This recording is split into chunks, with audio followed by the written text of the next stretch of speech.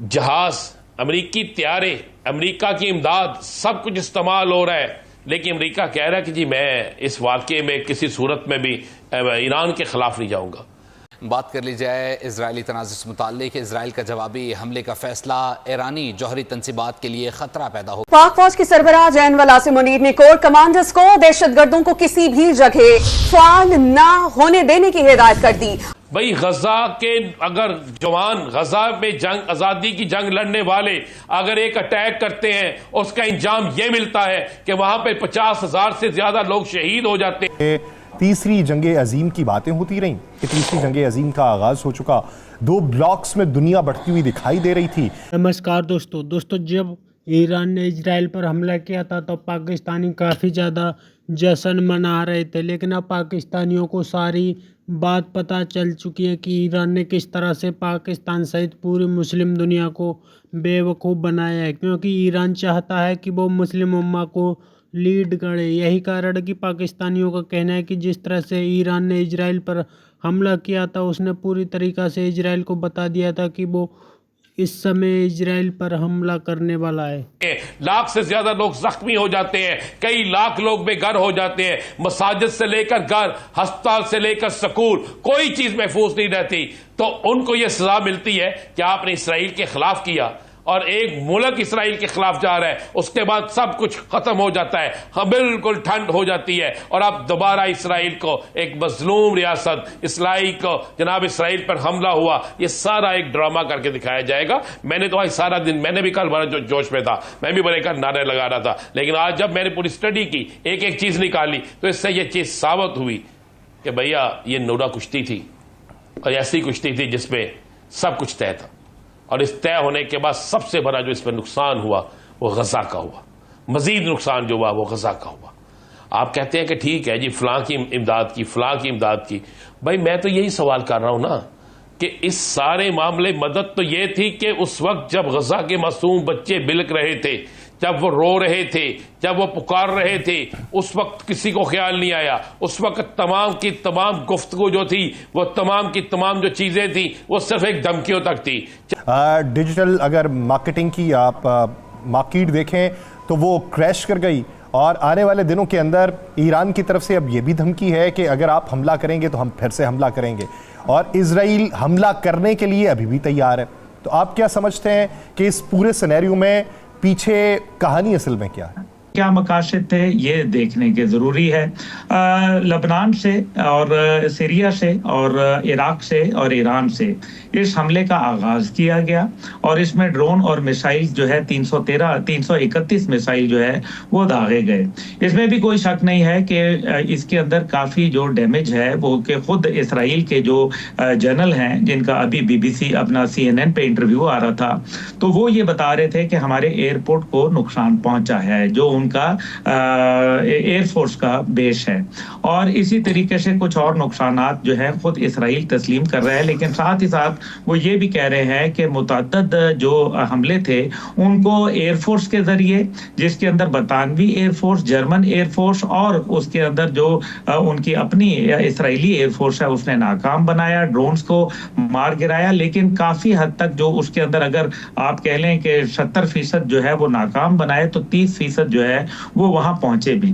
लेकिन दूसरी बात इससे जो है वो इस मशरक़ वस्ता के अंदर एक अदम तहफ़्फ़ुज़ का जो सोच है वो भी सामने नजर आ रही है। लोगों को ये नजर आ रहा है कि ईरान की ये जो डोमिनेशन है ये कहीं ऐसा ना हो कि एक ऐसी जंग का आगाज कर दे जो कि बराह रास्त तो तीसरी जंग अजीम ना हो, लेकिन एक खुफिया जंग का एक ऐसा आगाज शुरू हो जाए जो फिर मेरे ख्याल में इस पूरे खित्ते को लपेट ले और खुदा न खास्ता पाकिस्तान पे भी उसके मुआशी बदहाली के असरात इसलिए मुरतब हो सकते हैं क्योंकि तेल की कीमतें जो है वो जाहिर है हमने IMF के साथ एक तेल की खास कीमत के ऊपर हमने अपनी कैलकुलेशंस की हुई हैं, लेकिन अगर तेल की तरसील जो है वो खत्म हो जाती है तो फिर मसाइल हैं। अब ईरान एक तरफ हमला करता है और दूसरी तरफ जो है साथ ही कह देता है कि इसके बाद हम हमला नहीं कर रहे, ये भी आ गया। अभी जो उनकी वॉर कैबिनेट है इसराइल की कैनेसेट के अंदर, वो जो है वो बात कर रही है। अभी उसके जो जो इजहार है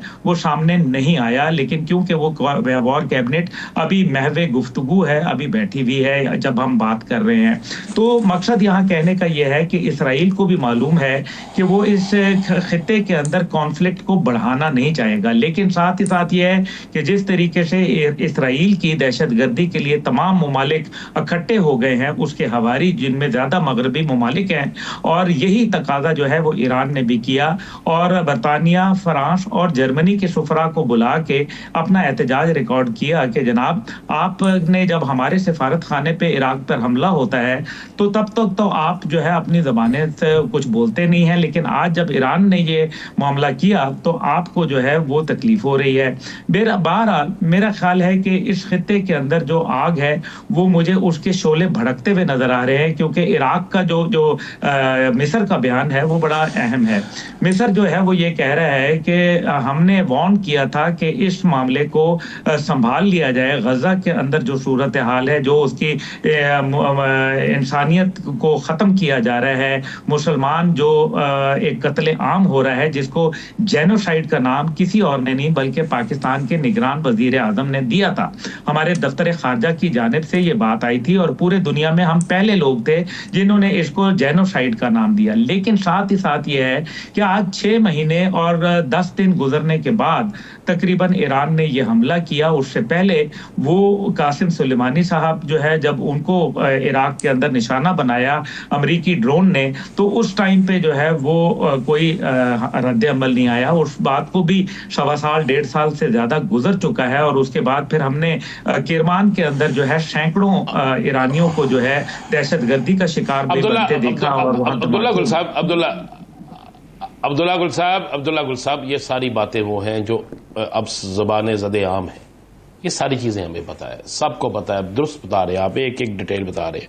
मैं तो ये जानना चाहता हूँ, मेरी तो जो नाकसी अकल है मैं उसमें आप जैसे सीनियर लोगों से शख्स से ये जानना चाहता हूँ, क्या आप इस वार को जो गुज़श्ता रोज़ वार शुरू हुई जिसमें यासिर साहब ने भी बड़ी तफसील से बताया, क्या आप इस वार को वार समझते हैं या इस वार को किसी की फेवर समझते हैं?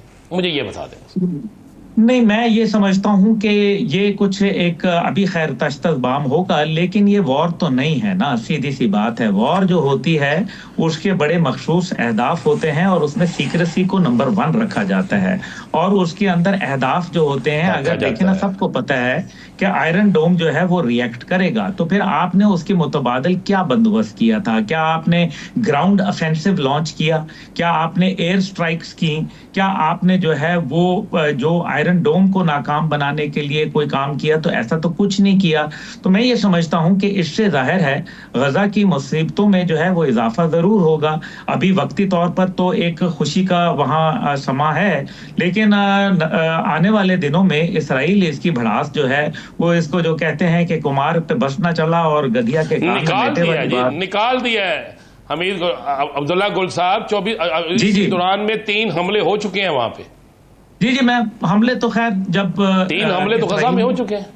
जब इसराइल पर ये 331 रॉकेट नहीं दागे गए थे तो क्या हमले रुक गए थे राना साहब? तो फिर तब भी नहीं रुके थे ना। मसला ये है कि अगर 7 अक्टूबर से पहले की सूरत हाल देख लें तो हर बार गजा की पट्टी सुकड़ती गई और लोगों की जो शहादतें थी उनमें इजाफा हुआ। क्या तब इसराइल जो है वो रुक गया था? तो ये भी कहना मेरे ख्याल में, बाकी OIC का किरदार जो है मेरे ख्याल में वो इतना मजबूत नहीं है, बल्कि बिल्कुल भी मजबूत नहीं है। और साथ ही साथ जो है वो पाकिस्तान के मुतालिक जो तनकीद का निशाना बनाते हैं, मुझे ये देखना है कि पाकिस्तान को जरूर तनकीद का निशाना बनाए, लेकिन बाकी अरब दुनिया जो है क्या उसकी कोई जिम्मेदारी नहीं है? अगर कोई ऐसा इत्तेहाद बने तो पाकिस्तान उसमें जरूर शरीक होगा, जिस तरह माजी में सीरिया की जंग के अंदर हमने अपने फाइटर पायलट्स भेजे थे और उन्होंने वहां कामयाबी के झंडे गाड़े थे। लेकिन पाकिस्तान बतौर खुद जाके एक न्यूक्लियर रियासत है, हम अगर ऐसा कोई किरदार अदा करेंगे तो हमारे लिए बहुत सारे जो मुश्किलात हैं, जो सिफारती और सियासी और अस्करी मुश्किलात हैं, उनमें इजाफा हो सकता है। तो दोस्तों, पाकिस्तानियों को मुस्लिम उम्मत पूरी तरीका से बेवकूफ़ बना रहा है। पाकिस्तानियों का कहना है कि जिस तरह से ईरान ने इजराइल पर हमला किया था, सब कुछ बता करके तय करके तब इजराइल पर हमला किया था, जिससे पता चलता है कि ईरान किस हद तरह से पूरी तरीक़ा से डील कर बैठा है। ईरान चाहता है कि वो मुस्लिम देशों को लीड करे, यही कारण है कि उसने चुपके से इजराइल पर हमला करने का प्लान बनाया था, लेकिन पाकिस्तानियों को ये सब पहले ही तय लग रहा था। पाकिस्तानियों का कहना है कि ये सब कुछ पहले ही तय था, यही कारण है कि पाकिस्तानी इस वक्त काफ़ी ज़्यादा परेशान है। पाकिस्तानियों का कहना है कि जिस तरह से ईरान ने हमास को उकसाकर इजराइल पर हमला करवाया था, उसके बाद ईरान ने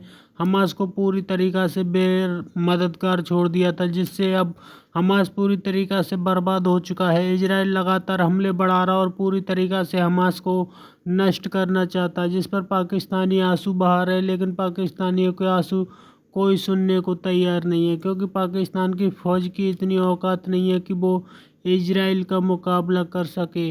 आपकी क्या राय कमेंट में ज़रूर शेयर करें। यदि आप चैनल पर नए, चैनल को सब्सक्राइब करें। वीडियो पसंद आए तो लाइक करें, कमेंट करें और शेयर करें। जय हिंद, वंदे मातरम।